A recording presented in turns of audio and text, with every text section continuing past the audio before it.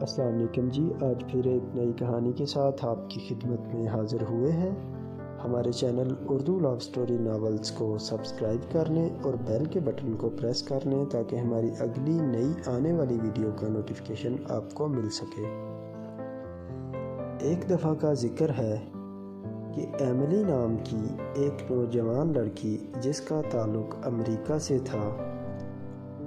Emily امریکہ کے ایک high school میں پڑھتی تھی۔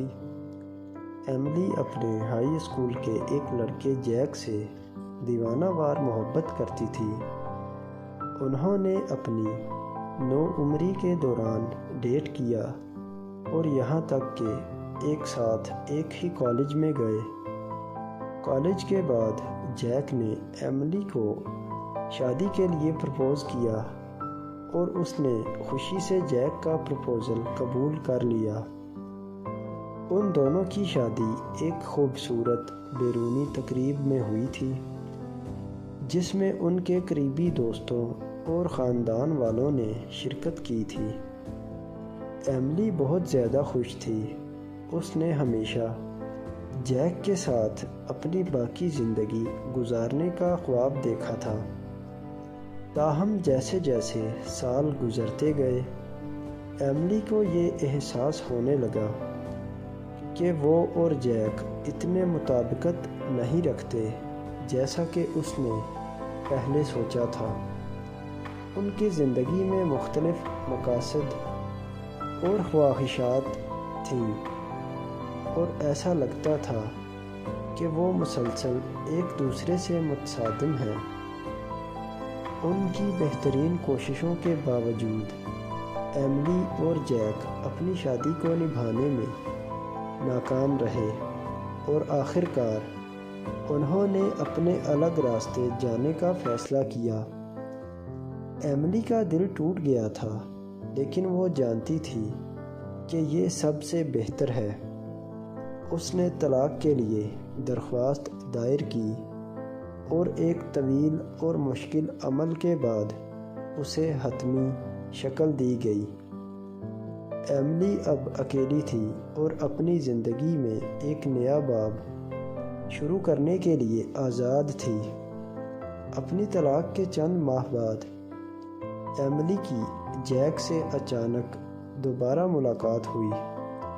وہ اس کے ساتھ رشتے کے بارے میں دوبارہ سوچ رہا تھا اور اسے احساس ہوا کہ وہ اب بھی ایملی کے لیے شدید جذبات رکھتا ہے۔ اس نے اس سے معافی مانگی اور اسے ایک اور موقع دینے کی التجا کی۔ ایملی پہلے تو ہچکچا رہی تھی، لیکن آخر کار وہ جیک کو ایک اور موقع دینے پر راضی ہو گئی تھی۔ اسے احساس ہوا کہ اسے اب بھی اس سے گہری محبت ہے اور وہ اب اپنے جذبات سے انکار نہیں کر سکتی تھی۔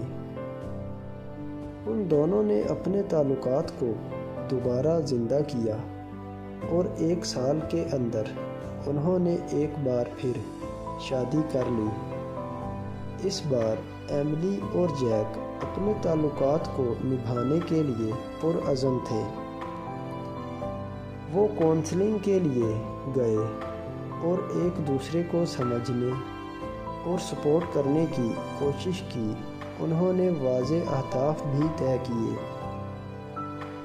اور ایک دوسرے کے ساتھ کھل کر بات چیت کی جس سے ان کے تعلقات کو مضبوط بنانے میں مدد ملی۔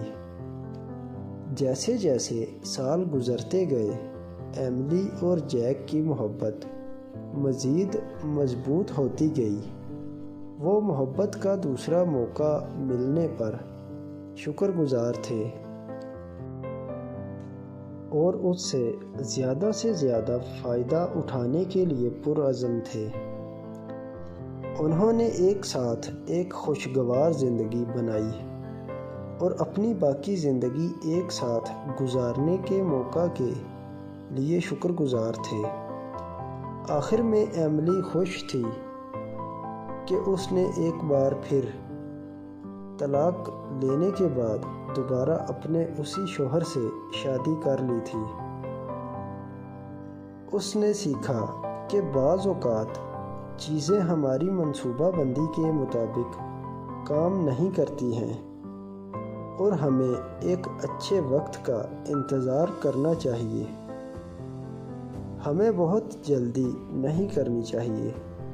وہ جیک کے ساتھ سچی محبت پانے پر شکر گزار تھی اور ان کے تعلقات کو زندگی بھر قائم رکھنے کے لیے پرعزم تھی۔